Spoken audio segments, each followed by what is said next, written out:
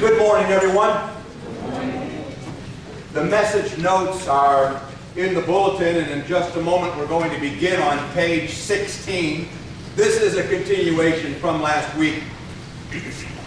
Our congregation is a part of what is called the Restoration movement. It's an effort to return to the faith and practice of the New Testament church. It's a movement that has been ongoing for centuries and continues today. Hundreds of men and women have contributed their spiritual gifts to this movement. Some wealthy, some very poor, but either way, they were influential to the people who knew them. But over time, they became more or less lost to history. I wrote a study called The Forgotten History of the Churches of Christ, and in it I talk about 28 people, some well known, some not so well known, but all of whom loved the Lord deeply, honored the Bible with the greatest respect, and sought to live and worship and teach God's Word according to His principles. The purpose of last week and this week is twofold. Number one, it is to remind us that we are not alone in our efforts to serve Christ and to stand up for what we believe are biblical teachings, biblical truths, biblical morals. And number two, it is to encourage us not to give up our faith. I hope that we will be inspired by the lives of our brothers and sisters who have gone before us, and know that we don't stand alone. It's kind of like the Heroes of Faith chapter, Hebrews 11, where you read about Moses and Abraham and other people, and it inspires us to know that there are those who gave up so much so that the Word of God could be presented. We're going to begin with George Bowser. He's called the father of Christian education among African Americans. He was born in 1874 in Tennessee, south of Nashville. His parents were members of the Christian church, Churches of Christ. His father was killed when he was very young. The family moved to Nashville, where the Methodist Church had an educational system for African Americans known as Walden University, founded by Northern whites for black students. They attended the Methodist Church at least partially because of the educational opportunities.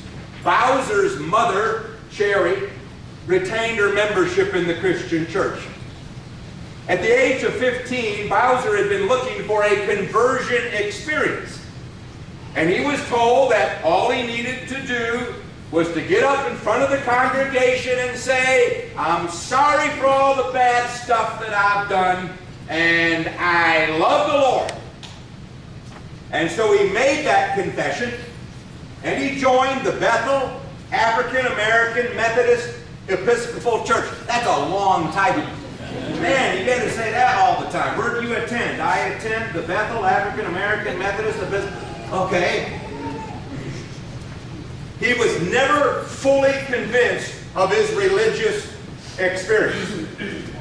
So he met Frances, who was a devout member of the Methodist Church, and she was 5 years his senior. She had a child, and they started dating.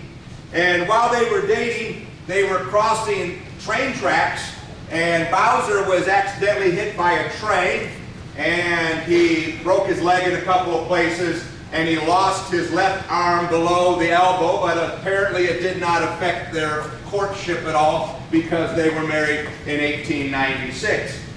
He was licensed to teach in the Methodist Church and continued to study at Walden University, and he discovered he kind of had a gift for language, so he was able to master 5 languages in addition to English. He became an expert in Greek, Hebrew, French, German, and Latin, all great languages to know if you want to study historical documents in the area of religion. He later preached for the Methodist Church in Cleveland, Tennessee, but there just wasn't enough money, so he moved back to Nashville. He became interested in the teachings of other churches, and I can identify with this because I went through the same kind of experience. I became interested in the teachings of other churches. And so a fellow by the name of Sam Davis pointed him to two African-American Christian churches in Nashville, Gay Street and Lee Street. And Bowser liked the way the Bible was presented and practiced. And the leaders in the Methodist Church were less than enthusiastic because they knew all about the Campbellites, the followers of Alexander Campbell. And they did not offer Bowser any verbal approval. But his wife was the most difficult to face because she was a dedicated Methodist. Bowser was baptized at the Gay Street Church in 1897. This is the church where Preston Taylor was the minister. We talked about Preston Taylor last week. He was a self-supporting minister. He became one of the wealthiest African Americans in the South. And both Gay Street and Lee Street were in turmoil over instrumental music. This was that period of time when the full-fledged division was coming in the Restoration movement. And Samuel Womack and Alexander Cleveland Campbell decided to leave. And Bowser agreed with their theological position and left with them to form a separate church in around 1900. It became known as the Jackson Street Church of Christ. It would be the dominant African-American a cappella Church of Christ congregation in the 20th century. In 1902, he's just 28 years old, and he started his own publication called The Christian Echo. And it was a national publication for African Americans in the Restoration movement. He saw a need for teaching, and so he started a Christian school at the Jackson Street Church of Christ. Later, they moved about 75 miles out of Nashville to Silver Point, and they had a couple of buildings out there, and they had a school, and they had a printing press, and they made sure that if a child wanted to attend, they could attend, even if they could not afford the extremely high $6 a month tuition, which doesn't seem too bad now, right? How many of you who kids are going to school would be all right with a $6 a month tuition? Probably be all right. That'd be a good thing. So you can see some pictures. He traveled extensively raising funds for the school, and because of his excellent speaking ability, churches loved to have him hold protracted meetings. A woman by the name of Annie Tuggle, and we're going to talk about her in just a minute, she came to the school, and she ended up being a person who helped to raise funds. And although she already had a lot of knowledge, she came to the school herself to learn about the Bible. Eventually, the school was discontinued because it was so far out from the urban area of Nashville that it just wasn't working out. And so Bowser moved to Nashville and focused on educating there. So look at this paragraph that begins in 1919. In 1919, wealthy white businessman A.M. Burton purchased a building in Nashville which would be donated to educate African Americans in literary and industrial trades. Annie Tuggle worked with Burton to recruit students. Burton asked Bowser to serve as principal, and he agreed, yeah, I'll do it on a temporary basis. In order to secure the goodwill and continued funding of white people, Burton appointed his friend and well-known white minister, C.E.W. Doris, as superintendent. So the school opened, but turned sour before the first week was over.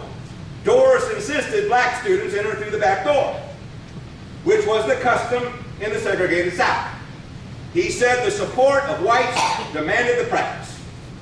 Bowser objected, saying black students should be able to enter a black school through the front door. I mean, if it was like a white school, maybe. But it's a black school. Why can't we come in through the front door? Marshall Keeble urged Bowser to let the students enter the back door because it was a small sacrifice to pay for an education. Bowser could not accept it. And so he returned to Louisville and urged African Americans not to support the school, and it closed 6 weeks later.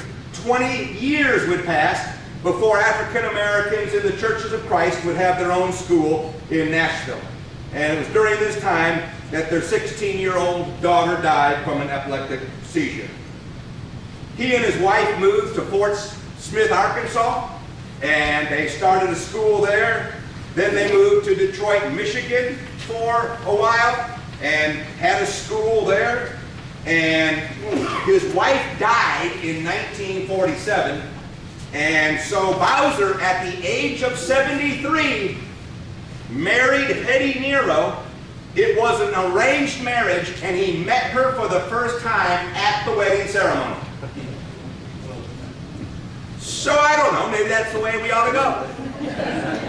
I'm not so sure just the dating thing always works out. It might be nice, you just show up and you just deal with whatever you've got going there, whoever got it going for you. Just hope and pray your parents pick out something that you're interested in. Later in life, he helped to start the Southwest Christian College in Texas in 1950, and it continues today, and you can see a picture of it, and you can go to Google and you can get a street view. It's a very beautiful, beautiful campus. Marshall Keeble was born in 1878 in Tennessee. In 1895, at the age of 17, he was baptized by Preston Taylor. Again, we talked about him last week. The guy was very prominent. And he married Minnie Womack, the daughter of influential African-American minister S.W. Womack.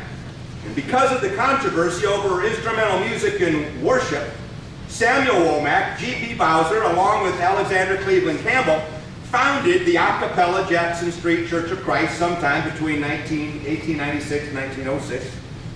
Keeble left the instrumental Christian church, and some sources say preached his first sermon at the Jackson Street Church of Christ, although the date is uncertain. This congregation would become the base for launching churches of Christ among African Americans.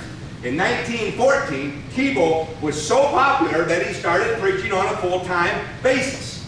Around 1920, A.M. Burton, a fellow Christian, wealthy businessman, and founder and president of Life and Casualty Insurance of Tennessee, began paying the salary and travel expenses of Keeble, an arrangement that would last for more than 45 years. One writer said Keeble was, quote, an absolute genius when it came to knowing his audience. He had the uncanny ability to connect with virtually everyone, whether they were a former slave or a university scholar. He spoke in barns and addressed the faculties of major universities, and he did those things. An example of Keeble's preaching success can be seen in the year 1931, so we're in the Depression. 1,071 African Americans and an unrecorded number of whites were baptized.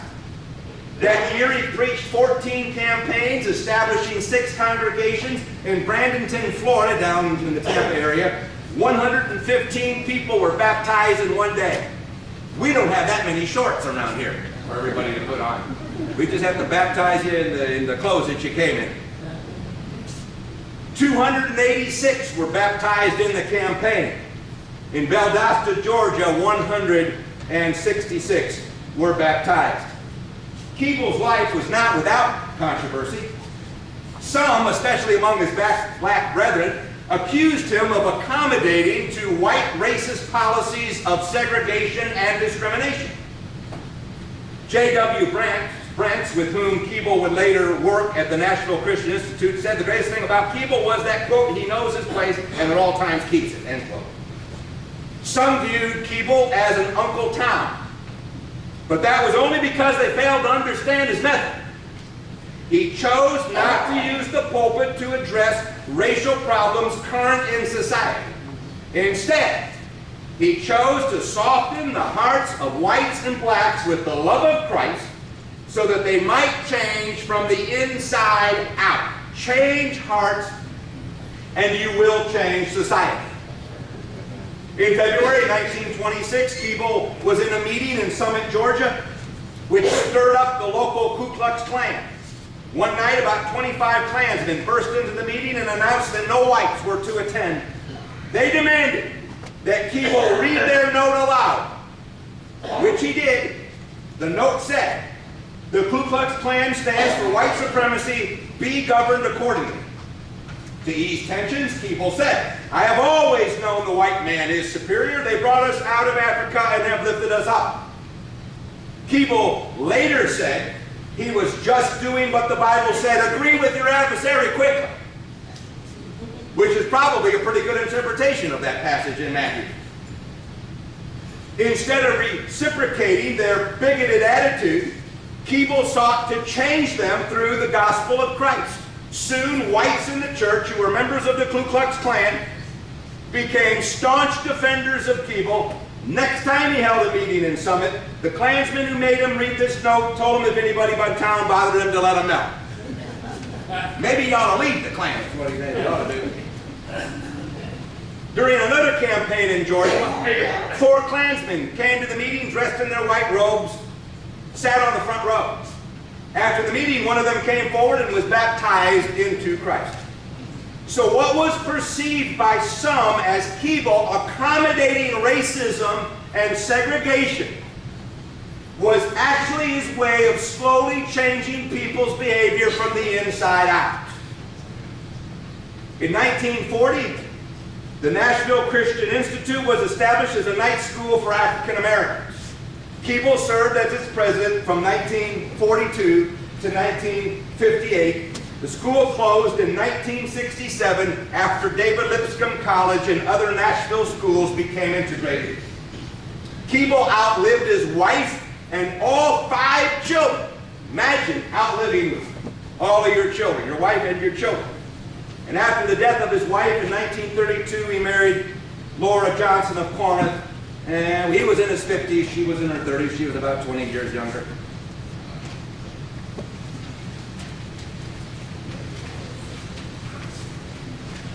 Annie Tuggle was a leading female figure in African American Churches of Christ. She was born in 1890 east of Memphis in Germantown. At the age of 17, she was converted from the Methodist Church and baptized into the Church of Christ. She was impressed with the simplicity of New Testament Christianity. And I love this quote of all of the stuff that I read. This quote, I loved it because it fits me, except I wasn't 17, I was 19. But it's same principle. She said about the Church of Christ, I was encouraged by this new doctrine, as the people of the world called it, because it was so reasonable. No whooping or hollering and trying to get something you knew nothing about, a religion. The terms of entrance into the kingdom of God were so easy, fair, and practical that I rejoice to have the opportunity to accept it. So beautiful. Felt the same way. I said, well, this is great. Here's the Bible. Here it is, right here. While teaching at various public schools, she had not completed her high school education. She caught the attention of George Bowser. We just talked about him. And she came to his Silver Point school to study and to teach. And she became a field agent. And I put in there traveling as a single woman around the South to raise funds for the school. Wasn't intending to reflect on her marital status. I was simply saying you can imagine the times after World War I, 1918, 19, traveling around by yourself. She had some kind of commitment. She was committed to what she was doing. At the age of 30, she enrolled at Walden College to complete her high school education, to get her high school diploma. 3 years later, at the age of 33, she was the valedictorian of her high school class. And she enrolled at Fisk University as a freshman at the age of 34, but she dropped out when she was forced to attend chapel service on Sunday and missed worshiping with her congregation. She moved back to Memphis, and she established a congregation, the Church of Christ, and she decided to call it the Smyrna Church of Christ, named it after one of the 7 churches in the book of Revelation. I think it's interesting that she chose Smyrna. Smyrna was a church that was facing persecution, and I don't know if that she named it that because it was something that was going on in her life. In 1927, she met John Waller, and he was a member of the Church of Christ, and they ended up moving to Ohio, where her husband worked in a pharmacy. Now, she marries him and finds out he doesn't want any kids. And Annie Tuggle, in her autobiography, Another World Wonder, said that all she really wanted in life was to be a wife, a mother, and have 6 children. Now she's married and the guy doesn't want her to have any kids. So there's going to have to be some birth control. Now you may not believe this, and you'll have to Google it to see, right? If you're not sure of anything, Google it. In the 1920s and 30s, one of the more common forms of birth control was Lysol disinfectant. And you can go to the Google search engine and put Lysol birth control, and you may go to the Smithsonian Institute where they have vintage ads of Lysol promoting their product as birth control. Now, it doesn't say birth control, and I'm not going to use the terminology that they use, but you can go and read it. There were big problems with Lysol. Women were dying, and they were becoming infertile. And that's what happened with Annie Tuggle. She became permanently infertile, never able to have any children. And so they were divorced. She was devastated, and she never married again. She lived in Arkansas, where she was often offered money for sex. This is from her book. She was a good-looking woman. But she refused because of her strong religious convictions, and perhaps giving in may have made some things easier for her. But in the 1940s, she worked with G.P. Bowser and Marshall Keeble, 2 founding fathers of modern-day African-American Churches of Christ. She taught at the Nashville Institute, where Marshall Keeble was president. One of her students was Fred Gray, who would later become Rosa Parks and Martin Luther King Jr.'s lawyer. Annie later raised money for the Bowser Christian Institute in Fort Smith, Arkansas. She moved to Detroit, Michigan, where she would spend the next 20 years selling insurance, operating a restaurant, and establishing a Christian school for girls. Always involved in education. No matter what was going on in her life, good, not so good, she was focused on teaching others. She published a directory of African-American churches, the only one at the time, and she returned to Memphis, and later she moved to California to be with her family, where she passed away in 1976. She wrote this in one of her tracts that she had at the Christian school in Detroit, Michigan. It said this: "Life is made up of accumulations, here a little and there a little, so the person who fills his days to the brim with life and service for God finds himself in old age drinking from the fountain that never runs dry." Good quote. Ella Stewart, a close friend of Tuggle, wrote the following in a personal letter to her. "Annie's power and influence were known across the brotherhood of African American Churches of Christ, not because she left behind lavish buildings of mortar and stone bearing her name, but because of her sacrifices and because of the countless lives she had touched and transformed." Fred Gray was born in Montgomery in 1930. He is living. He's in Montgomery. He's the only one of all the people we've talked about last week and this week living. In 1943, he moved to Nashville, Tennessee to attend the African American Nashville Christian Institute under the oversight of notable African American preacher Marshall Keeble. While at the Institute, Gray became one of Keeble's preacher boys, that's their term, not mine, traveling with Keeble around the country. and he received his B.S. degree from Alabama State College and his law degree from Case Western University in Ohio. Returning to Montgomery, Gray became the minister of the Newtown Church of Christ. There's a picture. I have a picture. There's a picture of him in front of me. And so he had his law practice, and then he was the full-time minister for the Newtown Church of Christ. He said he was anxious to destroy everything segregated. You see him in front of the Church of Christ? Right there. Okay, all right. It's the real deal. During the Montgomery bus boycott in 1955, 25-year-old Gray represented Claudette Hogan and Rosa Parks against charges of disorderly conduct for refusing to give up their seats to white passengers. Gray also challenged the constitutionality of Alabama state laws mandating segregation on buses.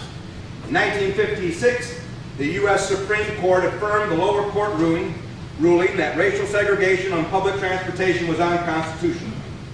Gray was Martin Luther King's first civil rights lawyer and represented him in his frequent arrests and in his 1960 charge of tax evasion, which was more or less a witch hunt. Gray argued the case, Williams versus Wallace, before Judge Frank Johnson that led to the protection of marchers from Selma, Alabama to Montgomery in 1965. In 1957, he fulfilled his mother's dream. His mother's dream was for her son, Fred, to be a minister in the Church of Christ. And they attended the Holt Street Church of Christ, which is still in Montgomery, and you can look at it from Google Street View. And he agreed to be the full-time preacher for Montgomery's Newtown Church of Christ and served in that capacity until he moved to Tuskegee in 1973, so 15, 16 years. After relocating in Tuskegee, he helped organize the merger of the city's black and white churches of Christ in 1974. Gray testified to his greatest accomplishment: not only was I able to destroy segregation in government, education, and transportation, but also in the church. He filed suit against the government on behalf of the 600 men exploited by the Tuskegee syphilis study. You can go to Wikipedia and read about that. They knew they had syphilis, but they didn't treat them because they wanted to see what would happen to people in advanced stages of syphilis. And he won a $10 million judgment. His lawsuits led to the desegregation of all public institutions of higher learning in Alabama, which resulted in Governor George Wallace's stand in the schoolhouse door. In 1970, Gray, along with Thomas Reed, became the first African Americans to serve in the Alabama legislature in the post-Civil War era known as Reconstruction. Gray became the first African American president of the Alabama Bar Association. In popular culture, he is portrayed by Cuba Gooding in the 2014 movie Selma. And he has spoken many, many times in a lot of places around the Brotherhood, but a number of times at Faulkner University. And so I hope that you are encouraged by these men and women who gave of themselves and who promoted Jesus Christ. And I'm just find it amazing that within our fellowship there are so many people who had made a difference not only in the church and in people's spiritual lives, but in their societies they lived in also. So be encouraged. A lot of people like this. This is just a sample. There's hundreds of people who more or less have been forgotten and lost to history. But they made a difference in their world, and you are making a difference in your world. Do not give up. You are making a difference. Hank is going to lead us in an invitation hymn, and if you have a particular need, please let us know what it is while we stand and sing.